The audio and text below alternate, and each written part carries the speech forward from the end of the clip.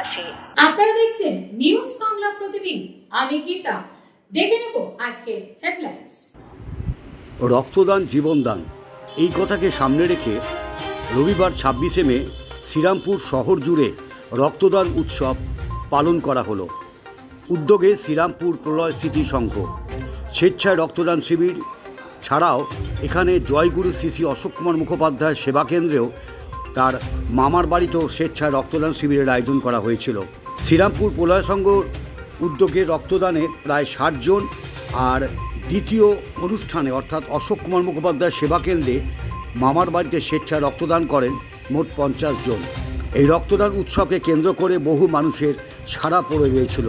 মহিলাদের অংশগ্রহণ ছিল চোখে পড়ার মতো। শিবাশিস মল্লিকের রিপোর্ট, নিউজ হুগলি।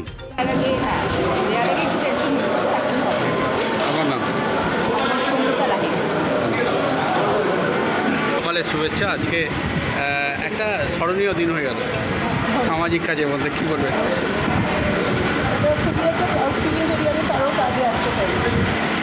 কেমন লাগছে? আপনার নাম? আমার নাম রাজবীর সিং।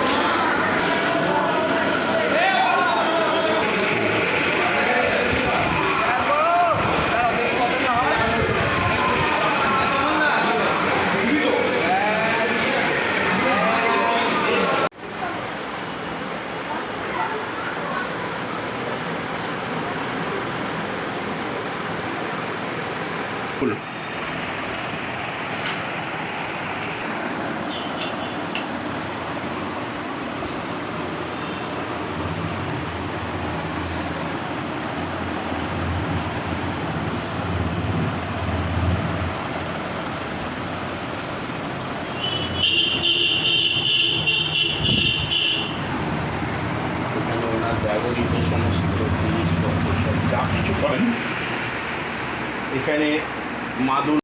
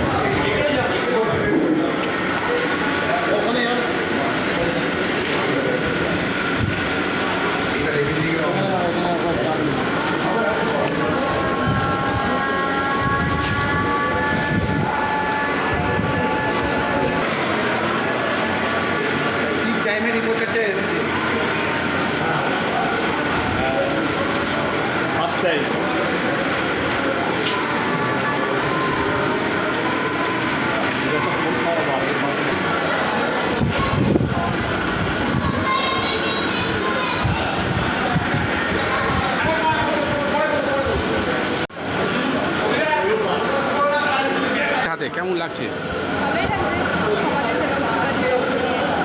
আপনার আপনার নাম? গীতা খানপুরি।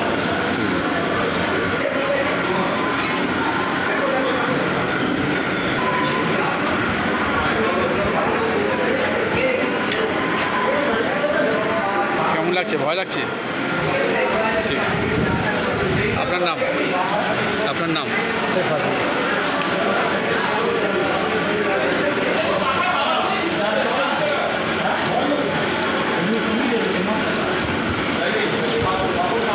উৎসব সবার যে রক্তের কোনো বিভেদ হয় না। আপনার পাশে একটা মাইনরিটিসের রক্ত দিচ্ছে, আপনি একটা হিন্দুয়ের রক্ত দিচ্ছেন, কি বলবেন? একটা অন্যরকম পিকচার। ভালো লাগছে। এই শুভেচ্ছা চ্যানেলের তরফ থেকে আজকে একটা রক্তদান শিবির, সামাজিক কাজ, মানুষের পাশে দাঁড়ানো, কী বলবেন? অবশ্যই আমরা এটা প্রতি বছরই করি।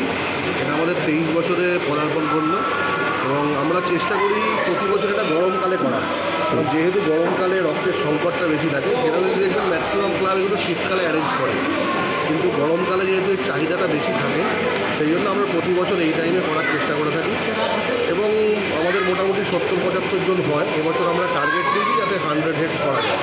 দেখা যাচ্ছে যদি কী হয়, ক্লাবের সমস্ত মেম্বারদের এবং পাড়ার আশেপাশের লোক সবাই এটা আমাদের হোল হার্টেড সাপোর্ট করে।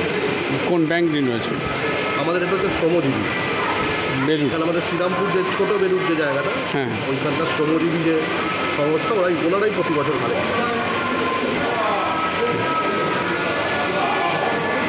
গ্রীষ্মের দাবদাহ চলছে, আজকে যেভাবে সামাজিক কাজের পাশে দাঁড়ালেন, আজ 1 মাস পর যদি কোনো দিন সরকার থেকে যদি কোনো দিন আপনাদেরকে বলে যে আর একটা ক্যাম্প করতে, কতটা মানসিকতা তৈরি করবেন? ব্যাপারটা হচ্ছে আমরা মানসিকভাবে প্রস্তুত, কিন্তু রক্তদানেরও তো কিছু নিয়ম আছে, বাধা। যেমন ধরুন আজ যিনি দিলেন, দেখলে 3 মাসের মধ্যে আর দিতে পারবেন না, সেক্ষেত্রে আমরা নতুন ডোনারদের কাছে আবার যাবো, নতুন করে অ্যাপ্রোচ করবো। নিশ্চয়ই চাহিদা যদি পড়ে সামাজিকভাবে, তো আমাদের একটা দায়বদ্ধতা থাকেই, যেহেতু আমরা ক্লাব বা সংগঠন করি, সেক্ষেত্রে আমরা আমাদের তরফ থেকে ঝাঁপাবো।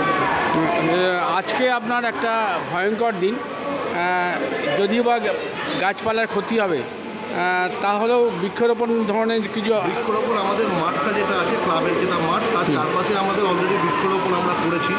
এছাড়াও আমরা ভবিষ্যতে গঙ্গার ধারের যে ফাঁকা জায়গাগুলো এবং আমাদের মাঠের আশেপাশের এলাকার ওয়ার্ডের মধ্যে যে ফাঁকা জায়গাগুলো, সেগুলোতেও আমাদের বৃক্ষরোপণের কিছু পরিকল্পনা আছে। ধন্যবাদ।